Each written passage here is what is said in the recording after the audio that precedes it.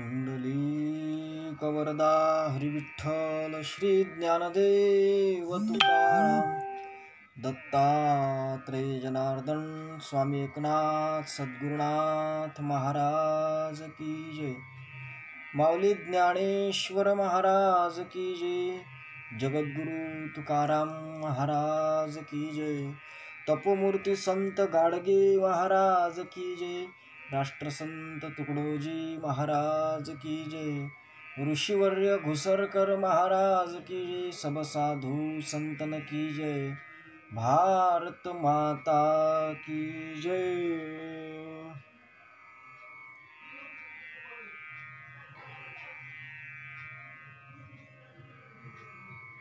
आनन्दमानन्दकरः प्रसन्नं सत्यज्ञानस्वरूपं निजबोधयुक्तं योगीन्द्रमीड्यं भवरोगवैद्यं श्रीसद्गुरुं नित्यमहं नमामि।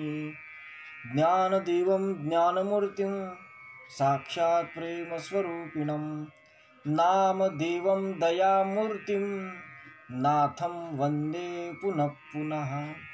वैराग्यस्य परां मूर्तिं देहुक्षेत्रनिवासिनं तुकारामं महद्वन्दे भक्तराज चतुष्टकं। श्रीमञ्जुलाहृन्मणिमाणिकेशं श्रीखञ्जरीशं जनहृन्निवेशं श्रीग्रामगीताजनकं प्रशान्तं सद्गुरुराष्ट्रसन्तं सततं नमामि। अनिन्द्य साहित्य सुधा समुद्रः विदर्भदेशेऽस्मि सुधामदेवः। अद्भुत सदाचार रतो महात्मा विद्वान् विनम्रः समुदारचेता। राष्ट्रसंत गिरोद्गीर्णं ग्रामकल्याणचिन्तनं दीनार्तकरुणापूर्ण ग्रामगीतामृतं महत्। शास्त्रसिद्धान्तानुगतं गुरुवाक्येषु सम्मतं स्वानुभूतिप्रमाणं च ग्रामगीतामृतं महत्। विदर्भी गर्जिली जयांची समन्वयी वाणी वाल्मिकी राष्ट्रसंत अनुचर महर्षी म्हणोनी। अपुलिया कवन प्रवचने राष्ट्रधर्म शिकवितो ऐशा ऋषिवरा गुरुवरा श्री भूसरकरा वंदितो सद्गुरुनाथ महाराज की जय। अतिशुद्ध हो आचार से तन मन हमारा सर्वदा अध्यात्म की शक्ति हमें पल भी नहीं कर दे जुदा। इस अमर आत्मा का हमें हर श्वास भर में गम रहे। घर मौत भी हो आ गई सुख दुख हम में सम रहे। सद्गुरुनाथ महाराज की जय। परम पूजनीय श्री गुरुदेव आणि सद्भाविक सज्जन हो, आपण या अष्टश्लोकी भागवताचं चिंतन करत असताना या चिंतनामध्ये 5व्या श्लोकाच्या दुसऱ्या ओळीचं चिंतन आज करणार आहोत. आपण पाहिलं, अतिशुद्ध हो आचार से तन्मन हमारा सर्वदा. आम्ही तनानं आणि मनानं ब्रह्मज्ञानाच्या प्राप्तीनंतरही सुद्धा जीवनमुक्त अवस्थेमध्ये सुद्धा आम्ही कसं असावं तर अतिशुद्ध हो आचार से तन्मन हमारा सर्वदा. आणि ही सर्वदा तन्मन धनानं आम्ही तन्मनानं आम्ही शुद्ध असलो अतिशुद्ध असलो तरच आमच्या ठिकाणी अध्यात्मशक्ती वा आत्मशक्ती कार्यान्वित झाल्यावर होईल, त्याच्याशिवाय होऊ शकत नाही. म्हणजे आपल्या देशामध्ये एक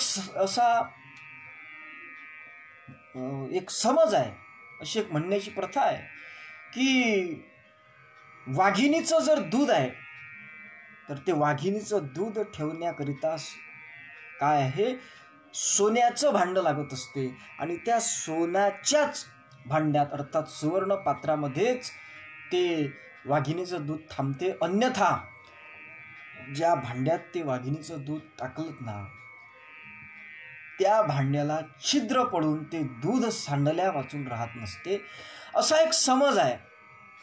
तसंच तनाच्या आणि मनाच्या दोन्हीच्या शुद्धतेशिवाय ही जी ब्रह्मविद्या आपण प्राप्त केलेली आहे, ही प्राप्त केलेली ब्रह्मविद्या टिकून राहू शकत नाही. अर्थात ब्रह्मविद्येचा जो आपल्या जीवनामध्ये योग झाला आहे तिचा क्षेम अशा पद्धतीचा होऊ शकत नाही. आणि म्हणून तनाची आणि मनाची शुद्धीकरण आवश्यक आहे.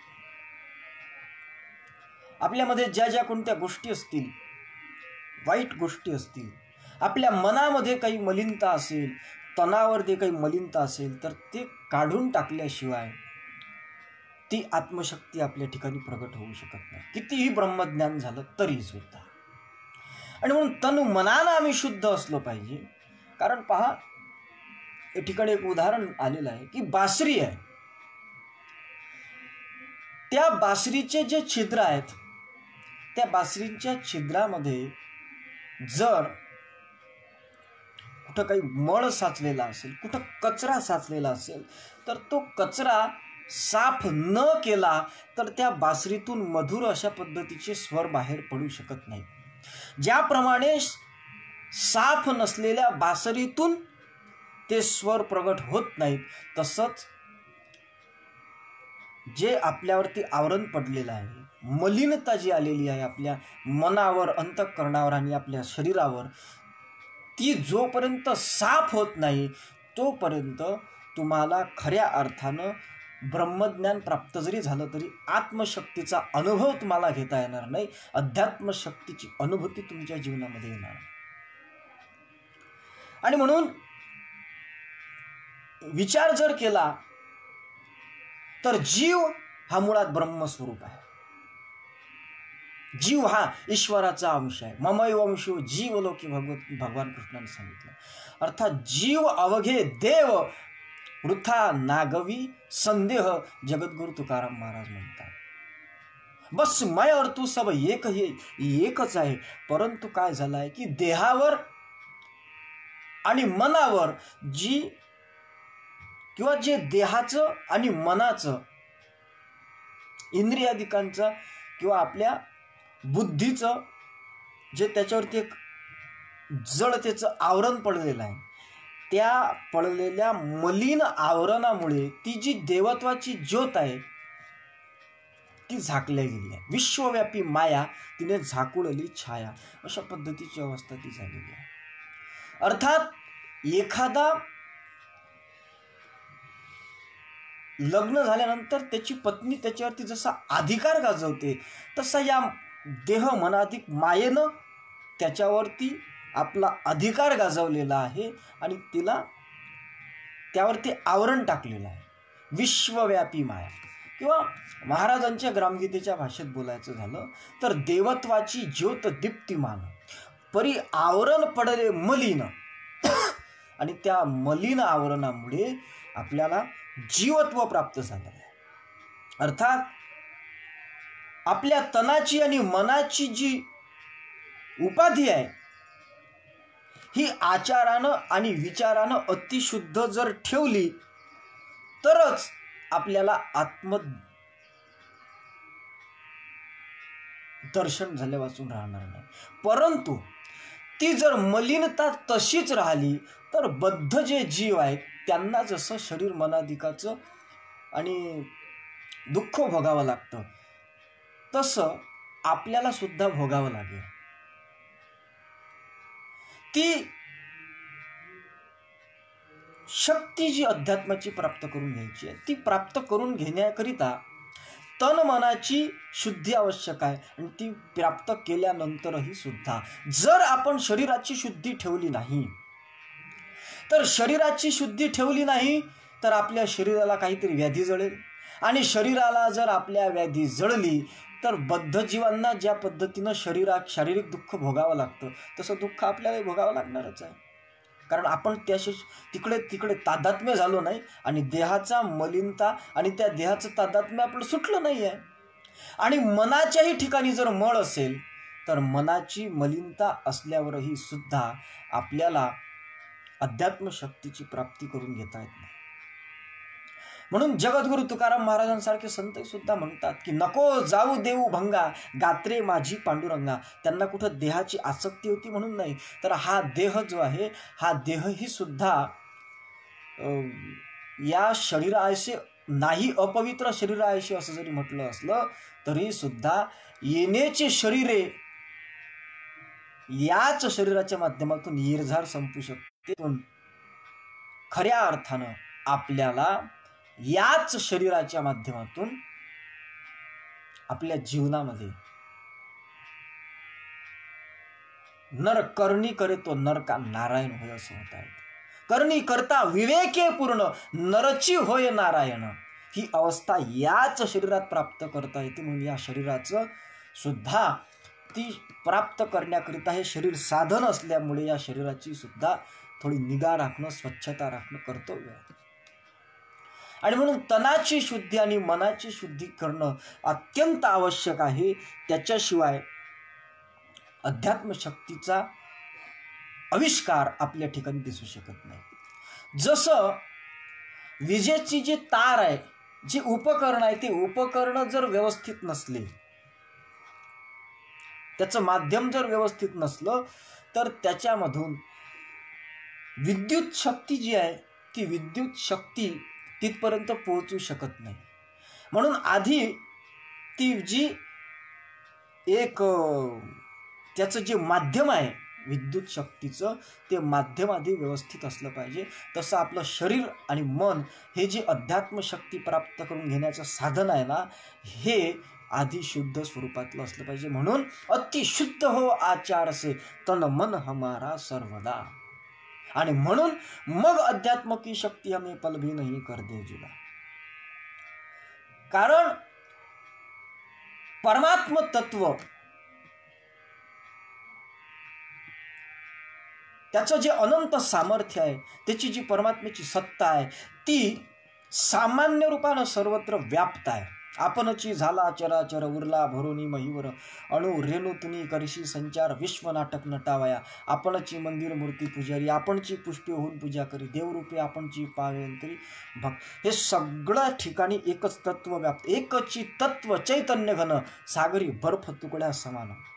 अशा पद्धतीने सर्वत्र समानतेनं ते व्याप्त आहे. हरिव्यापक सर्वत्र समाना किंवा विठ्ठल जडी स्थळी भरला, रीता ठाव नाही उरला, आजम्या दृष्टीने देखिला विठ्ठलची विठ्ठल. असा तो सर्वत्र व्याप्त आहे. जगद्गुरु राष्ट्रसंत तुकडोजी महाराजांचे सुद्धा भजन आहे की तुम्ही हो व्यापक सभी समाये, शरण तुम्हें हम आये आये, शरण तुम्हें हम आये.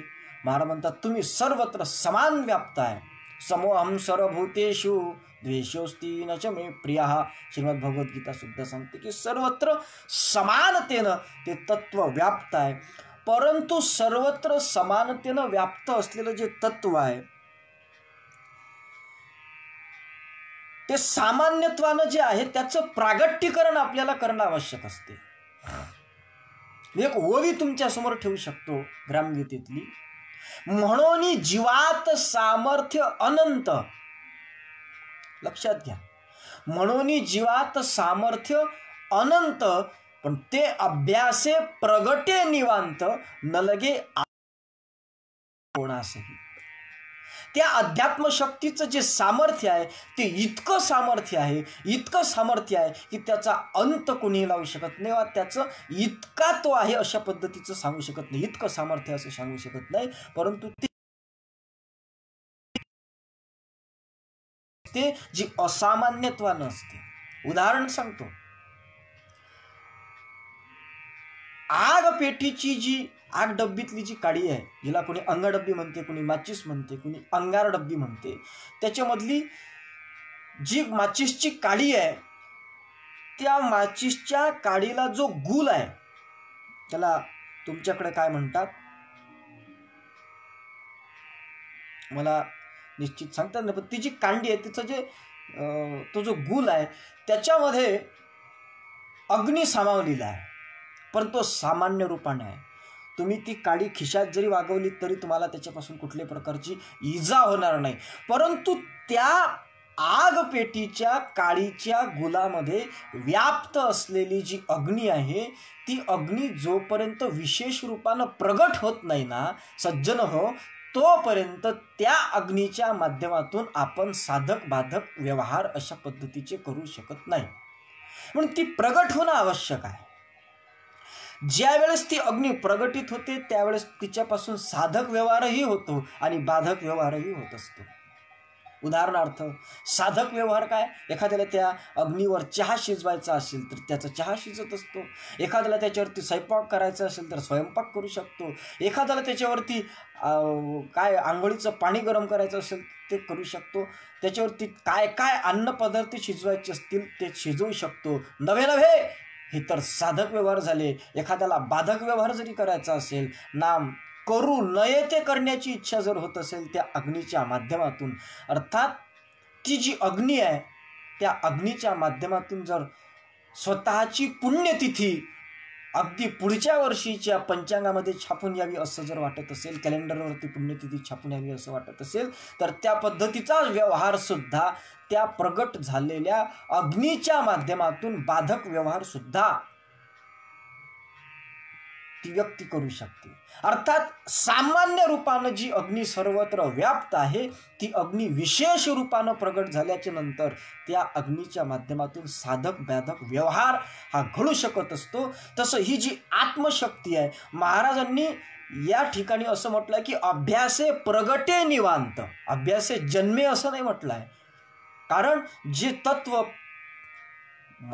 आपल्या संतांनी सांगितलं आहे ते तत्व ब्रह्मसूत्र असं सांगते की जन्माद्यस्यतः, ते जन्मालाही येत नाही आणि ते कधी नष्टही होत नाही. असं असल्यामुळे जन्मने हा त्या ठिकाणी भागच नाही आहे, त्या ठिकाणी प्रगट होते आहे. कारण ते सामान्य रूपानं सर्वत्र व्याप्त आहे आणि ती आत्मशक्ती, ती अध्यात्मशक्ती विशेष रूपानं प्रगट होत असते आणि ती प्रगट होण्याकरिता आपल्या तनुमनाची शुद्धी अत्यंत आवश्यक आहे. आणि म्हणून ज्या ठिकाणी तनुमन शुद्धी झाली आहे आणि ज्यांच्या ठिकाणी खऱ्या अर्थानं ही अध्यात्मशक्ती प्रगट झाली आहे, अशा संतांमध्ये आणि तुमच्या आमच्यासारख्या सामान्य जीवामध्ये हाच फरक आहे. त्यांच्यामध्ये जी अध्यात्मशक्ती प्रगट झाली आहे त्या अध्यात्मशक्तीशी जे एकरूप झालेले जे महात्म्य आहेत त्या महात्म्याच्या जीवनामध्ये आणि आपल्यामध्येच अत्यंत फरक आहे. इतर भजनी असतील, इतर लोकांमध्ये जे सामर्थ्य नाही ते सामर्थ्य त्या आत्मशक्तीची अनुभूती वा त्या आत्मशक्तीची एकरूप झालेले जे महात्म्य आहे त्यांच्या जीवनामध्ये खऱ्या अर्थानं दिसून येते.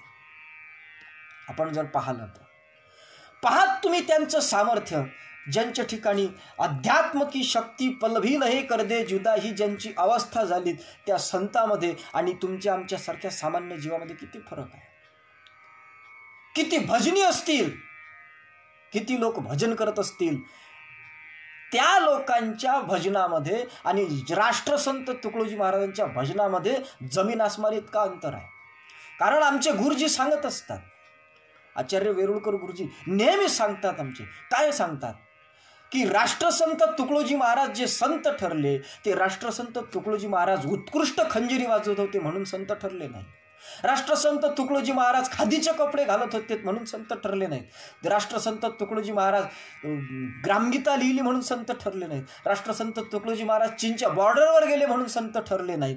तर ते संत तेव्हा ठरले ज्या वेळेस त्यांच्या जीवनामध्ये आध्यात्मिक साधना त्यांनी त्यांच्या बालअवस्थेमध्ये केली आणि त्या आध्यात्मिक साधनेतून त्यांच्या त्या आध्यात्मिक शक्तीचा तो एक आविष्कार म्हणजे ह्या सगळ्या प्रक्रिया आहेत. म्हणजे संत होण्याकरिता तुम्हाला खंजिरी वाजवता आली पाहिजे असं नाही, संत होण्याकरिता तुम्हाला काही ग्रंथ लिहिता आले पाहिजे असं नाही, संत होण्याकरिता प्रवचनाची गरज नाही, कीर्तनाची गरज नाही.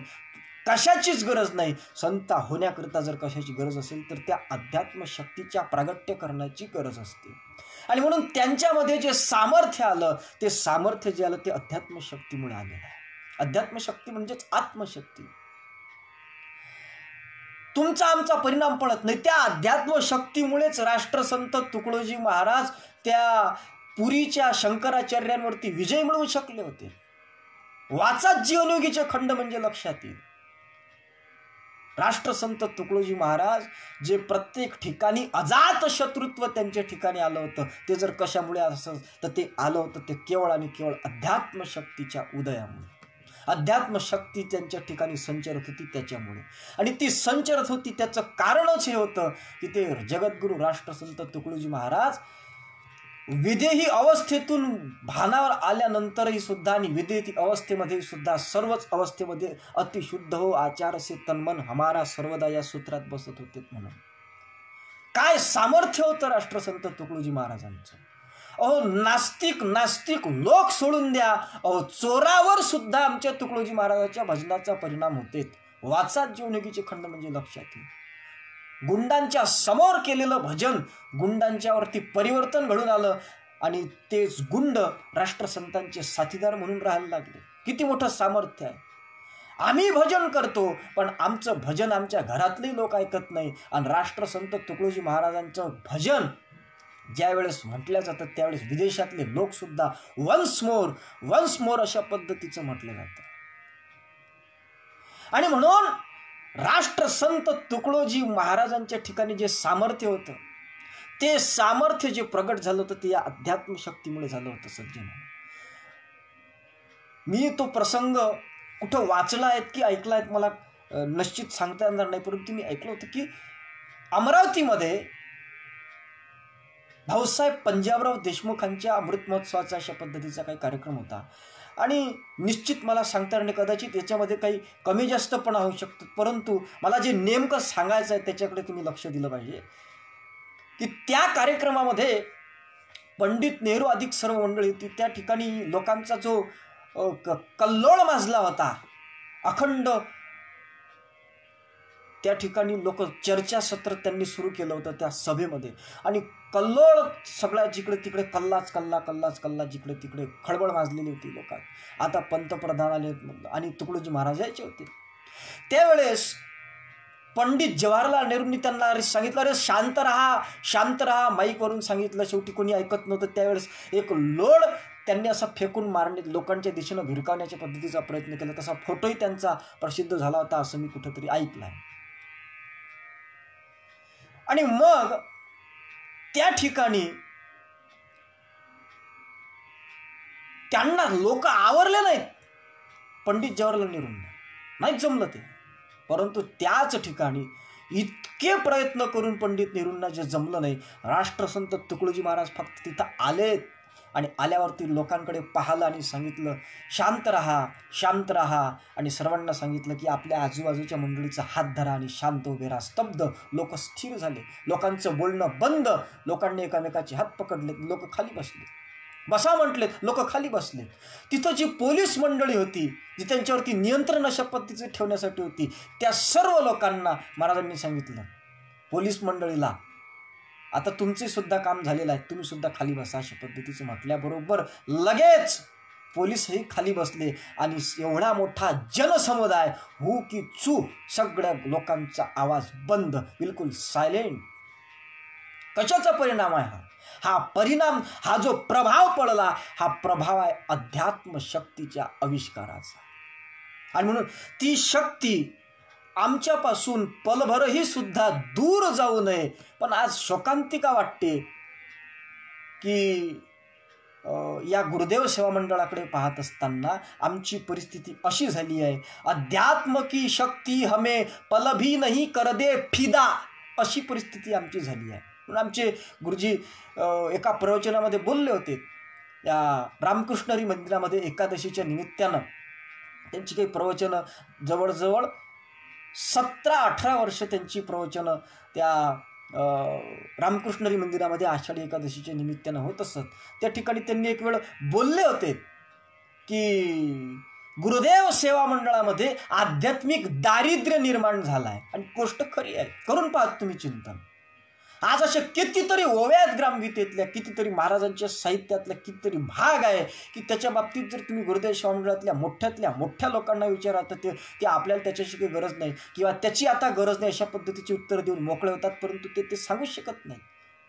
नाही स्वतःच्या जीवनात निदान त्या ग्रंथात जो महाराजांनी अर्थ, जो काही ग्रंथामध्ये आध्यात्मिक भाग लिहिलेला आहे त्याचा अर्थ तरी स्पष्ट करता यावा, पण तितकीही सामर्थ्य आज गुरुदेव सेवा मंडळात शिल्लक राहिलं नाही. शोकांतिक आहे.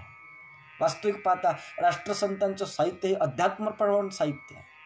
असो, मी तिकडे जाणार नाही, परंतु हा जो भाग आहे, इतरही लोक, तुम्ही आम्ही भजन करणारे लोक आहोत, पण तुमच्या आमच्या भजनामध्ये आणि राष्ट्रसंतांच्या भजनामध्ये जमीन आसमान इतका फरक आहे.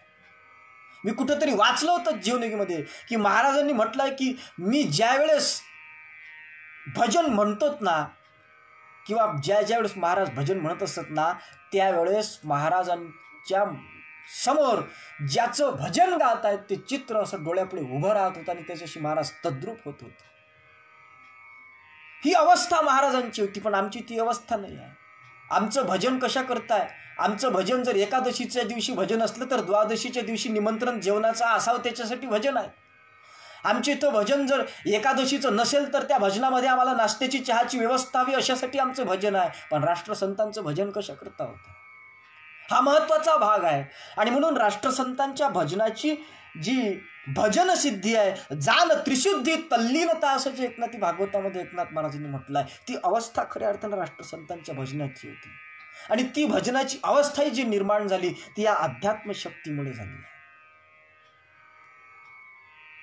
आणि म्हणून जगद्गुरु तुकाराम महाराजांचं कीर्तन, गाडगेबाबांचं कीर्तन, जगद्गुरु तुकाराम महाराजांच्या बाबतीत काय वर्णन करावं, गाडगेबाबाच्या कीर्तनाच्या बाबतीत काय वर्णन करावं.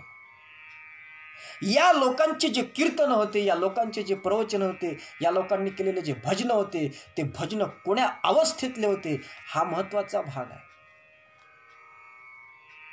कारण त्यांची जी अवस्था होती, जगद्गुरु तुकाराम महाराजांनी काय प्रतिज्ञा केली होती. जगद्गुरु तुकाराम महाराजांनी घोटवीन लाळ ब्रह्मज्ञानाती मुक्त आत्मस्थिती सांडवीन, काय प्रतिज्ञा होती जगद्गुरु तुकाराम महाराजांची. धन्य म्हणवीन इहलोकी लोका भाग्य आम्ही तुका देखीला. ही जी त्यांचा एक आत्मविश्वासाची मस्ती होती, ही मस्ती जर कुठून त्यांच्यामध्ये निर्माण झाली असेल तर ती खऱ्या अर्थानं अध्यात्म शक्तीच्या आविष्कारातून निर्माण झाली होती. आणि म्हणून ही अध्यात्म शक्तीचा जो प्रभाव आहे, या अध्यात्म शक्तीचा जो संचार आहे, हा तुमच्या आमच्या ठिकाणी निर्माण होऊन इतरांनाही सुद्धा त्याचा फायदा जर व्हावा असं वाटत असेल तर खऱ्या अर्थानं सर्वात आधीचं सूत्र महत्वाचं आहे, अति शुद्ध हो आचार से तनमन हमारा सर्वदा. कारण त्याच्याशिवाय जो अध्यात्म शक्तीचा योग तुमच्या आमच्या जीवनातील त्याचा क्षेम होणे कठीण आहे.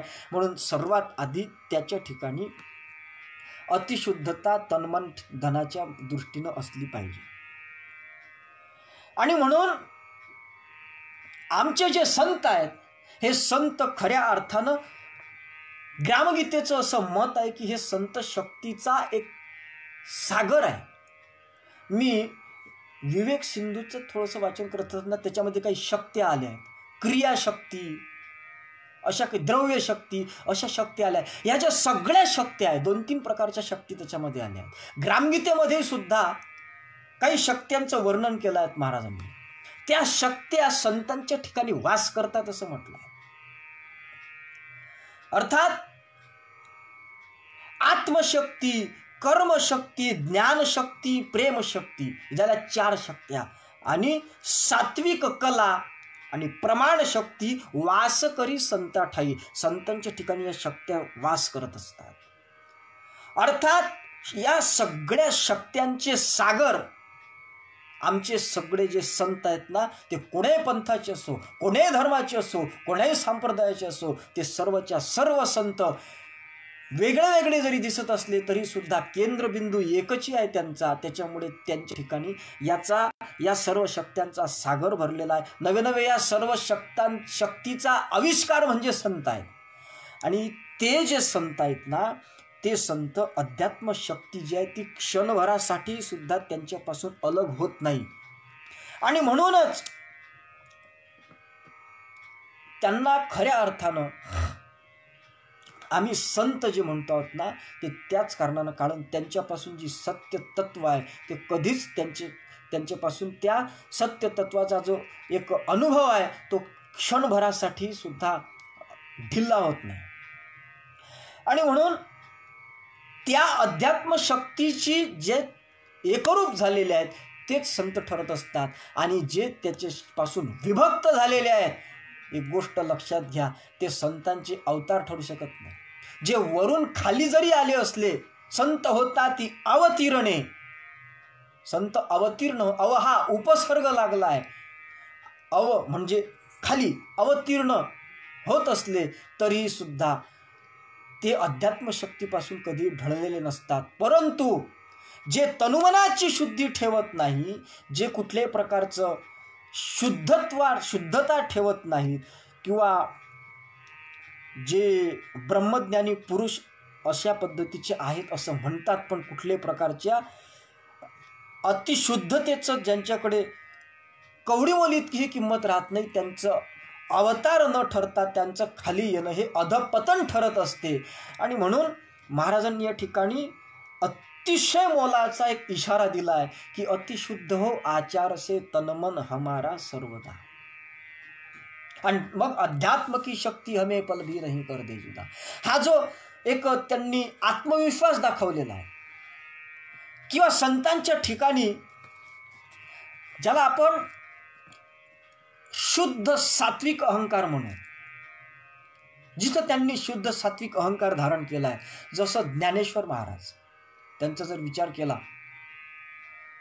तर ज्ञानेश्वर महाराज म्हणतात की माझा मराठाची बोलू कौतुके, परी ते अमृता ती पैजा जिंके, ऐसी अक्षरे रसिके मेळवीन. अशा पद्धतीची क्रांती करून दाखली. किंवा ये मराठीची नगरी ब्रह्मविद्येचा सुकाळू करी, अशा पद्धतीची जी आमच्या संतांनी एक शुद्ध सात्विक अहंकार आपल्या समोर प्रगट केला आहे, हे मी करून दाखवीन.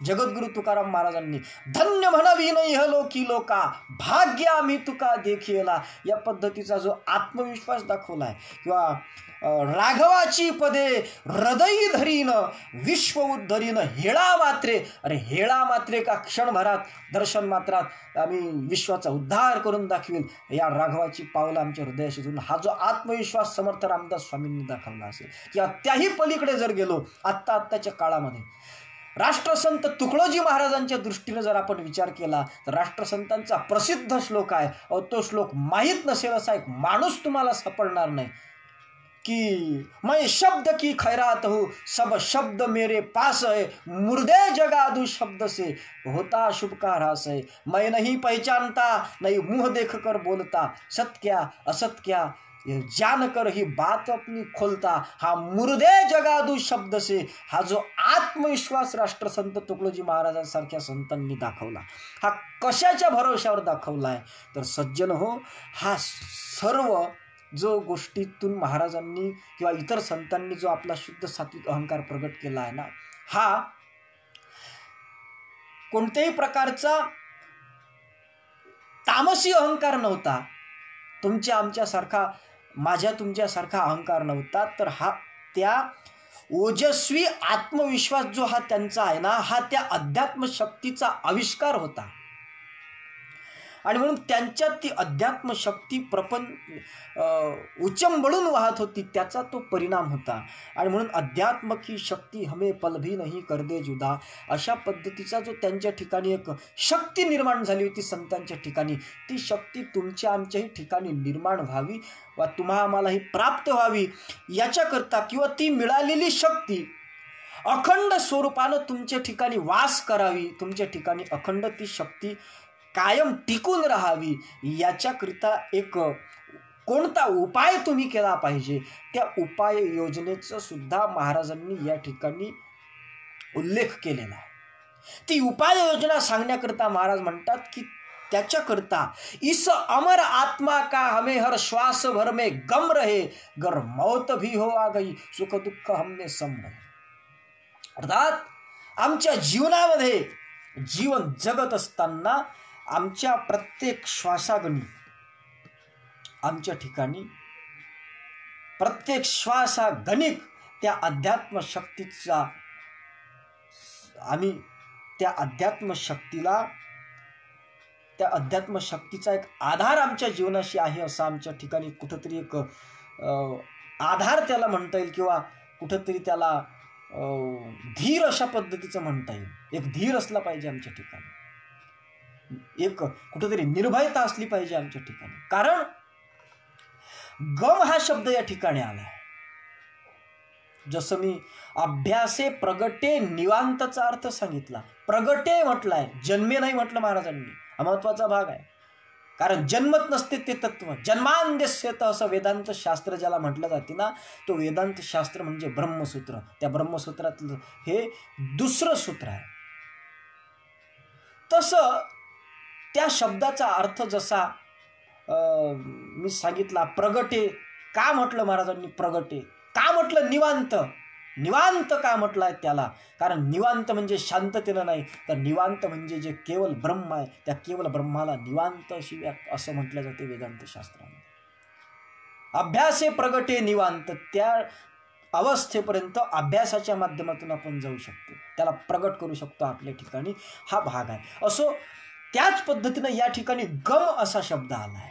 आणि गम हा जो शब्द आलाय सज्जन हो, हा गम शब्द किंवा उर्दू भाषेमध्ये असेल किंवा अरबी भाषेमध्ये, फारसी भाषेमध्ये हा गम म्हणजे दुःख असा जरी होत असला, नाही का. काही गाणे आहेत ना हिंदी भाषेमधले गाणे, तुम्ही आम्ही ऐकले आहेत, मला फारसं ते माहिती नाही. मुझे पीने का शौक नहीं, पिता हूँ गम भुलाने को. गम भुलाने को अर्थात दुःख नष्ट करण्याकरता. स्वानंद सुखनिवासी गुरुवर्य घुसरकर महाराजांचं एक भजन आहे, गम पीने से मिटते नहीं, तू पिता है गम मिटाने को. परंतु आमचे गुरुजी घुसरकर महाराज म्हणत की गम पिणे से मिटते नाही. त्याच चालीवरती त्याच विषयाचं खंडन करणारं भजन गुरुवर्य घुसरकर महाराजांनी लिहिलं. फार सुंदर त्यांची भजनं आहेत. आधुनिक बसवू चाली, जेणे लक्ष वेधेल अमुच्या बोली, परी दाखवू संतांनी केली तीच वाणी या काळी. याचं मूर्तिमंत उदाहरण म्हणजे आमचे गुरुवर्य घुसरकर महाराजांची भजनं आहे. वाचून पाहत म्हणजे तुमच्या लक्षात येईल. ते म्हणतात गम पिणे से मिटते नाही, अर्थात गम म्हणजे दुःख असा अर्थ होत असतो. परंतु स्वानंद सुखनिवासी पूज्य सुदामजी दादा सावरकर हे हिंदी साहित्याचे आचार्य होते. विश्व हिंदी विद्यालयातून त्यांना हिंदीमध्ये आचार्य पदवी मिळाली होती. ते फक्त साहित्यरत्न जरी पदवी त्यांची प्रसिद्ध असली हिंदीमधली, तरी सुद्धा ते आचार्य होते हिंदीमधले, आणि हिंदीमध्येच ते साहित्यरत्नही सुद्धा होते. तर त्यांच्या मते हिंदी शब्दकोशानुसार, राष्ट्रभाषा हिंदीनुसार गम या शब्दाचा अर्थ संयम किंवा शांती अशा पद्धतीचा होतो आहे. आणि एक लालजी महाराज म्हणून एक संत होऊन गेले आहेत. त्या लालजी महाराजांचं एक वाक्य होतं, प्रसिद्ध वाक्य होतं की कम खाना गम खाना, अर्थात संयम, कमी खायचं, अशा पद्धतीचा तो त्यांचा होता. आणि महाराज म्हणतात की आत्म्याच्या अमरत्वाचं आपल्याला प्रत्येक श्वासोश्वासी, अर्थात ओहम सोहम श्वास से अपनी अंतर्दृष्टी रखना है. ही जी प्रत्येक श्वासागणिक आपल्याला त्या अध्यात्म शक्तीचा कुठंतरी एक धीर वाटला पाहिजे, एकदम वाटला पाहिजे की ही अध्यात्म शक्ती माझ्या ठिकाणी, किंवा मी तो आहे, सो अहम, सो म्हणजे तो आणि मी आहे, तो आणि मी एकच आहो, ही भूमिका त्या ठिकाणी झाली पाहिजे. जी भूमिका जगद्गुरु राष्ट्रसंत तुकडोजी महाराजांच्या आनंदामृतामध्ये अजपा जप या प्रकरणामध्ये आलेली आहे. राष्ट्रसंत तुकडोजी महाराजांच्या उद्धव बोध नामक जे एक प्रकरण ग्रंथ आहे, स्पेशल प्रकरण ग्रंथ आहे, जो आनंदामृतामध्ये जोडल्या गेलेला आहे. जवळजवळ मला वाटते 36 ओव्यांचा तो एक स्पेशल ग्रंथ आहे, प्रकरण ग्रंथ. त्याच्यामध्ये जो एक वर्णन आलेलं आहे की त्याही पुढे जाऊन ऐक उद्धवा तुला सांगतो खून ती अजपाची, या भजनामध्ये जे वर्णन आलेलं आहेत ना, त्या वर्णनामध्ये जो सोहम सोहम सांगितलाय, तोच भाव आपल्या ठिकाणी प्रगट करणे, याला म्हणतात खऱ्या अर्थानं त्या श्वासावरती लक्ष ठेवून, अर्थात लक्ष ठेवून राहा गोविंदी गा, हे जे आमचे संत सांगतात त्या पद्धतीनं त्या श्वासागणिक, प्रत्येक श्वासागणिक त्या गोविंदी लक्ष ठेवून राहण्याची प्रक्रिया म्हणजे खऱ्या अर्थानं हर श्वास भर में गम रहे असं आहे. मी त्याचा विस्तार करणार नाही, कारण या ठिकाणी अजपाजप माझा विषय नाही. विस्तार भयाच्या दृष्टीनं मी तिकडे जाणार नाही. अभ्यासकांनी आनंदामृतातला अजपाजप प्रकरण आहे किंवा ते उद्धवबोध आहे याचा थोडक्यात अभ्यास करावा, किंवा आणखीनही काही ग्रंथ ते असतील, किंवा स्वरोदयासारख्या ग्रंथामध्ये सुद्धा त्या अजपा गायत्रीचं वर्णन आलेलं आहे. वाचून घ्या, समजून घ्या. तर प्रत्येक श्वासागणिक आमच्या ठिकाणी त्या अखंड एकरस निरामय निर्विकार अशा तत्वाचं ध्यान म्हटल्यापेक्षा एक त्या तत्वाचं ते तत्व अशा पद्धतीचं आहे, अर्थात स्वरूप म्हणजे अखंड स्थिती, जी आत्म्याची सहज गती, नाही कृती वा विकृती स्वरूपा माझी, अक्षय अवीट अभिन्न, जे अशा पद्धतीचं जे आत्मतत्व आहे तेच तत्व मी. हा आपल्या प्रत्येक श्वासागणिक आपल्याला कुठेतरी आपल्या ठिकाणी हा भाव प्रतीत झाला पाहिजे, आणि ह्या भावाच्या माध्यमातून आत्म्याच्या अमरत्वाचा जो एक आधार आहे म्हणावं, किंवा जो आत्म्याच्या अमरत्वाचं जे काय म्हणता येईल त्याला, आत्मा अमर आहे हा जो एक भाव आहे, हा अत्यंत दृढ अशा पद्धतीचा करता आला पाहिजे. प्रत्येक श्वासागणिक आमच्या ठिकाणी हा भाव प्रगट झाला पाहिजे की मी हा देह नाही, हा भाव प्रत्येक श्वासागणिक आमच्या ठिकाणी असला पाहिजे. आणि ज्यावेळेस तो भाव आपल्या ठिकाणी प्रगट होईल ना सज्जनो, त्यावेळेस शिवराम कवींचं एक जे पद आहे, मला ते नेमकं कुठं कोणत्या ग्रंथातलं आहे ते सांगता येणार नाही, परंतु आम्ही मागच्या वर्षी ग्रामगीता भागवत समन्वय शिबिर घेतलं होतं आचार्य वेरुळकर गुरुजींच्या मार्गदर्शनाखाली. त्या शिबिरामध्ये त्यांनी त्या शिवराम कवीचं एक पद आम्हाला सांगितलं होतं आमच्या गुरुजींनी, आणि त्याच्यामध्ये ते पद होतं की मी देह नव्हेसा झालो तेव्हा उपजणे निमने, रोडा मोठा वृद्ध तरुण हे काहीच मी नेणे. या पद्धतीची अवस्था आमची झाली पाहिजे. त्याच्याकरता राष्ट्रसंत तुकडोजी महाराज म्हणतात की हम काय इस अमर आत्मा का हमें हर श्वास भर में गम रहे. कारण हा जो आत्मा आहे हा अमर आहे असे आमचे सगळे ग्रंथही सांगतात.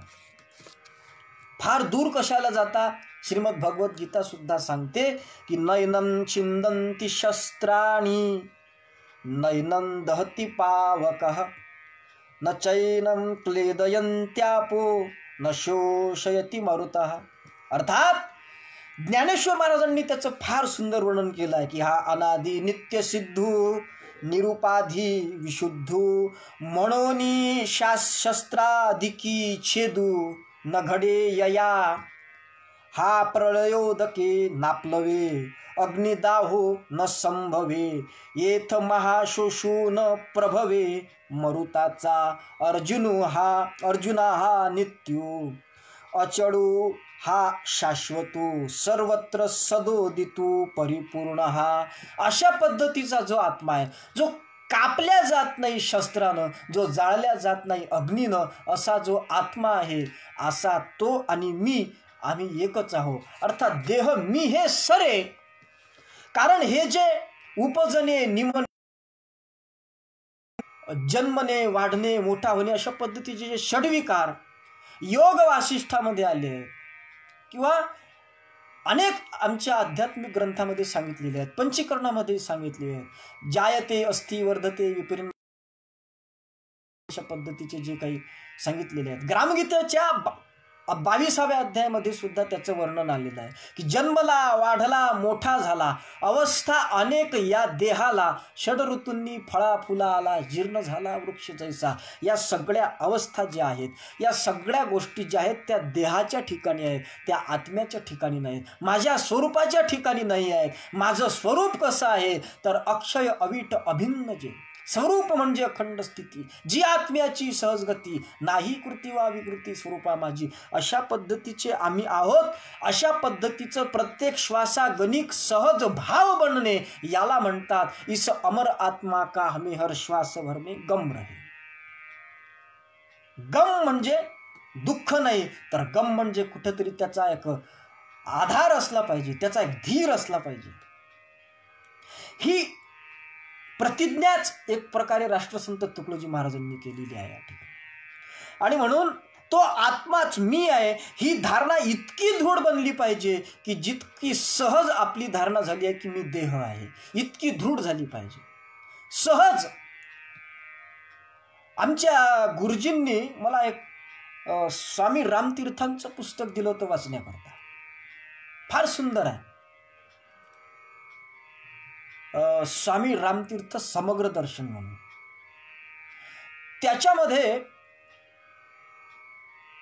फार मला ती गोष्ट आवडली. स्वामी रामतीर्थांनी कुठंच असं म्हटलं नाही की मी असं म्हणतो. त्यांनी असं म्हटलं की राम असा म्हणतो, रामला असं वाटते, त्यांनी स्वतःला राम म्हटलं. अर्थात मी तो आहे ही भूमिका इतकी सहज त्यांची होऊन गेली आहे की ते स्वतःच्या बाबतीत उल्लेख करत असताना सुद्धा राम म्हणून संबोधतात, मी म्हणून कधी म्हणत नाही. स्वामी रामतीर्थाचं असं मत आहे किंवा माझं असं मत आहे असं ते कधीच म्हणत नाही.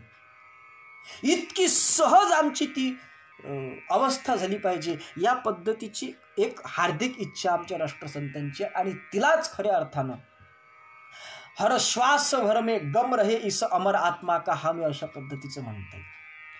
आणि म्हणून हा दम वाटला पाहिजे. जन्म मरण मला नाही, माझ्या शरीराला आहे, हा आमचा सहज भाव झाला पाहिजे.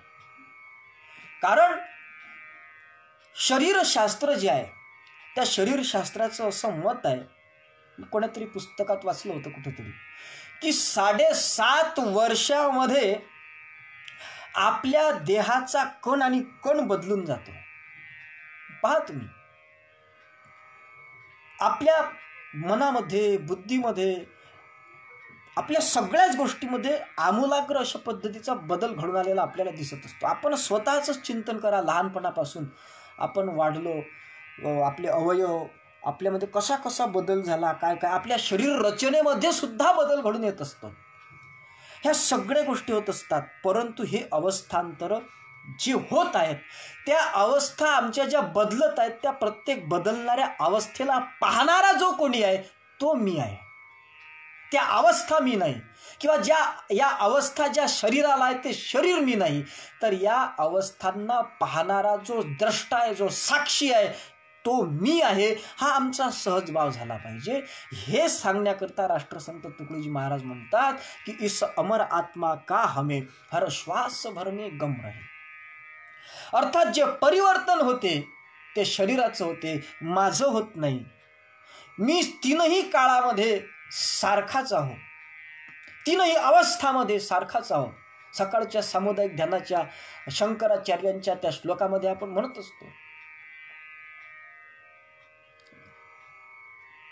आहे ना ते, गतिं तुरीयम यत् स्वप्न जागर सुषुप्तम वैति नित्यम तद ब्रह्म निष्कलम अहम नचभूत संगः. अर्थात या तीनही अवस्थांमध्ये जे कायम असते ते तत्व मी आहे. नचभूत संगः, हा पंचमहाभूतांचा सांघात असलेला जो देह आहे ना हा मी नाही. ही आमची सहज धारणा झाली पाहिजे. पण आम्ही तेच रोज सामुदायिक ध्यानात म्हणतो, पण काय वाचतो याचे ज्ञान नाही, वाचकाशीच झाले पूर्ण. अशी अवस्था आमची झाली आहे. आम्ही रोज ध्यानामध्ये म्हणतो ते श्लोक, परंतु त्याचा अर्थ आम्हाला कधी समजत नाही. त्याचा अर्थ आम्ही कधी एखाद्या महात्म्याकडून जाणून घेत नाही, समजून घेत नाही. शोकांती काय. म्हणून अर्थाविन पोथी वाचूनी काय. म्हणून आमच्या गुरुदेव सेवा मंडळाच्या लोकांना मी एक नम्र विनंती करू इच्छितो की अशा ज्या ज्या काही गोष्टी इतर सोडून द्यावं, निदान सामुदायिक ध्यान प्रार्थनेमधल्या ज्या ज्या काही कठीण गोष्टी असतील त्या काही जाणत्या लोकांकडून जाणून घ्या आणि समजून उमजून ती ध्यान प्रार्थनेची उपासना आपल्या जीवनामध्ये करा. नाहीतर आपलं मुक्काम पोस्ट ध्यान प्रार्थनाच राहील आमच्या गुरुजीच्या भाषेत. म्हणून ही साधना तुमच्या जीवनामध्ये समजून घेण्याकरिता सामुदायिक ध्यान प्रार्थनेची कुठंतरी तुम्ही लीन व्हा, कोणाला तरी शरण जा आणि त्यांच्याकडून हे समजून घ्या, याचे अर्थ जाणून घ्या. त्याच्याशिवाय तरुणोपाय तुमच्या जीवनात साध्य होणार नाही. त्याच्याशिवाय तुमची प्रार्थनाही सफल ठरणार नाही. तुम्ही प्रार्थना करता करता मेलेत तरीही सुद्धा त्या प्रार्थनेचा तुमच्या जीवनामध्ये तीळ मात्रही फायदा होणार नाही. आणि म्हणून या दृष्टीनं हा जो देहाचा जो काही परिवर्तनाचा भाग आहे, जायते अस्ति वर्धते, अस्ति जायते वर्धते विपरिणमते अपक्षीयती विनश्यती, अशा पद्धतीचे जे काही षड्विकार असतील ते षड्विकार देहाचे आहेत. तुमच्या खऱ्या स्वरूपाची नाही आहे. आणि तुमच्या खऱ्या स्वरूपाच्या ठिकाणीच अगणित आनंद आहे, बाहेर काहीच नाही. तुम्ही जर स्वतःच्या आतमध्ये पाहाल तर हे सगळं तुम्हाला दिसून येईल. महाराजांनी स्पष्ट सांगितलेलं आहे, भले आदमी तू किधर जा रहा है, खुद को भुला और खुदा गा रहा है. तुझ्याच स्वरूपी सदा आनंद आहे. त्याचाच तुम्ही अनुभव जर घेतला प्रत्येक श्वासागणिक तर मग मात्र तुम्ही या दुःखातून मुक्त होऊन जाल. महाराजांनी काय सुंदर वर्णन केलं आहे. हरदम बरसती है झड़ी सो हम जुबा की बूंद से, हर श्वास में लागी लगन 21,000 छेव से. जो योग अपना साध परिस मंत्र को जापा करे वह धन्य होता है पुरुष, वह भव सिंधु में रहता हुआ प्राणी तरे, म्हणते महाराज. सहज आहे, पण ती धारणा तुमची आमची होण्याकरिता प्रत्येक श्वासागणिक 21,600 श्वासागणिक आमची ती धारणा झाली पाहिजे. ती धारणा जर आम्ही प्रत्येक श्वासावर लक्ष ठेवून करत असू तर मग मात्र आमच्या ठिकाणी ती इतकी दृढ होऊन जाईल की मग गर मौत भी हो आ गई सुख दुःख में समरही ही अवस्था आमची झाले वाचून राहणार नाही. आणि म्हणून हे जे सगळे साक्षी चेता केवलो निर्गुण असतं, साक्षी रूप जयाचे मम मानस तया पदावरी लोडे, श्रीमत आळकुजी पद ध्याता जळतील अंतरी काळे. हे अंतरीतले सगळे काळे जळून जातील एका त्या आळकुजी पदाचं ध्यान केल्यानंतर. आणि म्हणून त्या आळकुजी पदाचं ध्यान करायचं म्हणजे काय करायचं आहे तर त्या आळकुजी पदाचं ध्यान म्हणजेच स्वस्ताच्या स्वस्वरूपाचं ध्यान आम्हाला करावं लागेल. आणि हे ज्यावेळेस आम्ही प्रत्येक श्वासागणिक करू की ओहम सोहम श्वास से अपनी अंतरदृष्टी रखना आहे, त्यावेळेस खऱ्या अर्थानं आम्हाला त्याची अनुभूती आल्या वाचून राहणार नाही की हर श्वास गणिक आम्ही ज्यावेळेस ती भावना दृढ करू की मी अमर आत्मा हो, मी देह नाही, हे ज्यावेळेस आम्ही दृढ करू त्यावेळेस आम्ही सुखदुःखाच्या पलीकडे जाऊ. त्यावेळेस सुख दुःख हम्मे समरही ही अवस्था आमची प्राप्त होईल. आणि त्याच्याकरता म्हणावं लागते, त्याच्याकरता महाराजांनी या ठिकाणी म्हटलं आहे की इस अमर आत्मा का हमें हर श्वास भर में गम रहे, गर मौत भी हो आ गई सुख दुःख हम्मे समरही. अर्थात हे देह जातो म्हणजे काय होते तर त्याचं वर्णन राष्ट्रसंतांनी केलं आहे की जैसा कपडा अंगीचा बदलावा, नवीन अंगावरी ओढून घ्यावा, तैसा जीव मरणी समजावा, शरीर बदली इच्छेने. इतकं सहज ते आमच्या ठिकाणी झालं पाहिजे. या भावाबरोबर आमचे सगळे रोग क्लेश, मगाशी मी जे सांगितलं की उपजने निमने रोडा मोठा हे काहीच मी नेने, मी देह नवेसा झालो. या पद्धतीचं ते शिवरामचं कवी शिवरामचं मी जे तुमच्यासमोर म्हणतो, या पद्धतीची एक आध्यात्मिक मस्ती आमच्या ठिकाणी आली पाहिजे. अर्थात आपल्याला जे सुख दुःख व्याकुळ करत असतात ते मी आत्मस्वरूप अमर आत्मस्वरूप आहे हे लक्षात आल्यानंतर ते सगळे दुःख नष्ट होऊन जातात. आणि म्हणून देहभावाच्या सामान्य भूमिकेवर न राहता आपण जर आत्म्याच्या अमरत्वाची भूमिका किंवा त्याची जागृती सजगतेनं प्रत्येक श्वासागणिक जर आपण टिकवून ठेवली ना तर मग मात्र आपली अध्यात्माची खरी मस्ती उचंबळून आल्याशिवाय राहणार नाही. आणि त्या अध्यात्म शक्तीचा परिणाम आपल्या ठिकाणी दिसून आल्याशिवाय राहणार नाही. हा भाव सहज आपला झाला पाहिजे. आत्मा ब्रह्मच मी ही धारणा दृढ आपली झाली पाहिजे. आणि ती दृढ झाली की सगळ्या सुख दुःखाच्या पलीकडे आपण जाऊ. मग हर्ष नाही जन्म घेता, ही जी ग्रामगीतेमध्ये महाराजांनी वर्णन केलं, ही अवस्था तुम्हाला आम्हाला खऱ्या अर्थानं प्राप्त झाल्याशिवाय राहणार. मग दुःख नाही जन्म घेता, मग विषादची नाही उरला, ही अवस्था त्या ठिकाणी होऊन जाईल. सर्वत्र स्वानंद कोणेला पाहिजे, ही अवस्था त्या ठिकाणी आपली होईल. पण ती अवस्था आपली दृढ होण्याकरिता खऱ्या अर्थानं सगळ्यात महत्त्वाची गोष्ट ही आहे की प्रत्येक श्वासागणिक आपण तो विचार आपल्या ठिकाणी दृढ केला पाहिजे. आणि तो केल्याचा आविष्कार कसा होतो आणि मग सुख दुःख हम्मे सम रहे, या पद्धतीची अवस्था आपली कशी होते. आणि त्या पद्धतीचे आमचे संत खऱ्या अर्थानं झाले आहेत.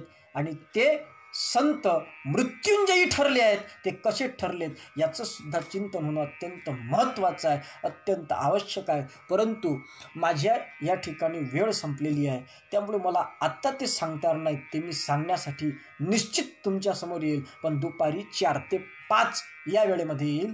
आणि म्हणून हा प्रवचनाचा भाग आपण याच ठिकाणी थांबवून याच्या पुढचा जो भाग आहे हा दुपारी 4 ते 5 या वेळेमध्ये आपण थोडा पाहण्याचा प्रयत्न करूया. या ठिकाणी माझ्या बुद्धीनुसार जे काही होईल त्या पद्धतीने जितका सोपा होईल तितका सोप्या करण्याचा प्रयत्न मी केला. आणि तुमच्यासमोर हा विषय जसा मांडता आला तसा मांडण्याचा मी एक प्रयत्न केला आहे. तो आपण सर्व सद्भाविक सज्जनांनी जर कदाचित त्याच्यामध्ये काही कमतरता असेल, काही अधिकता असेल, न्यूनता असेल तर ते समजून घ्यावं. तरी अधिकते सरते न्यूनते पुरते, हे करुणी घ्यावे हे तुमते विनवितू असे. सर्वेत्र सुखीनः सन्तु सर्वे सन्तु निरामयः सर्वे भद्राणि पश्यन्तु मा कश्चित् दुःखमाप्नुयात्. ओम शांति शांति शांति. सद्गुरुनाथ महाराज की जय. पुंडलीक वरदारी विठ्ठल श्री ज्ञानदेव तुकाराम दत्तात्रेय जनार्दन स्वामी एकनाथ सद्गुरुनाथ महाराज की जय. माऊली ज्ञानेश्वर महाराज की जय. जगद्गुरु तुकाराम महाराज की जय. तपोमूर्ती संत गाडगे महाराज की जय. राष्ट्रसंत तुकडोजी महाराज की जय. गुरुवर्य ऋषी घुसरकर महाराज की जय. सब साधु संतन की जय. भारत माता की जय. जय गुरु.